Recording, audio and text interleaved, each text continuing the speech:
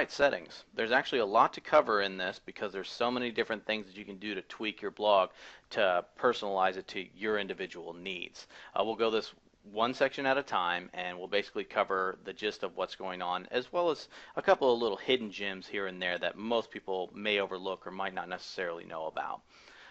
We'll start with general settings. This is basically the information about your blog and how certain items are displayed. If you ever wanted to edit your subheadline or your tagline, you're going to find that right here in general settings, and that's where you're going to be able to edit it. Your WordPress address URL and your blog address URL, 99% of the time, this is going to be exactly the same, but every now and again you have a special circumstance where it's not. If you're unsure, just leave it the way it is. The email address, this is where all the notifications are going to get sent. This isn't your user email address. This is where your notifications are.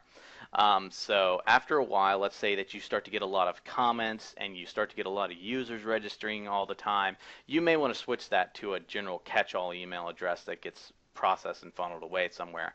So that way every morning your inbox isn't flooded with anywhere between 10 to 50 system email addresses. So this is actually something that you maybe want to be able to change later on. In the beginning, it's okay to have it as yours, but as you get more and more activity, it's something that you'll want to change. Membership.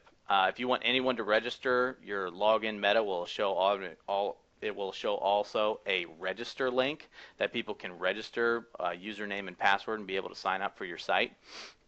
And if you check that box, that's what's going to show up there. The new user default role, you're always going to almost want to put that at subscriber. That is someone who can go in and put in comments and read.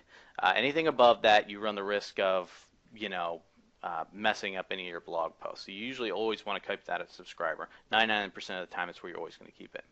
Your time zone, that's what's going to be displayed whenever you're adding a post. It's going to show your local time to the rest of the world after you've added the post. So, date format, if you're in a different country and your dates showed up a little bit differently, you can change that here. Same thing with time. And also, the week starts on. This applies to the calendar in your sidebar. So if you want your week to start on Sunday instead of Monday or whenever, or maybe if you have an internal blog for employees and the pay period starts on Thursday, sometimes you maybe want to adjust your calendar accordingly. So, and that is all for the general settings.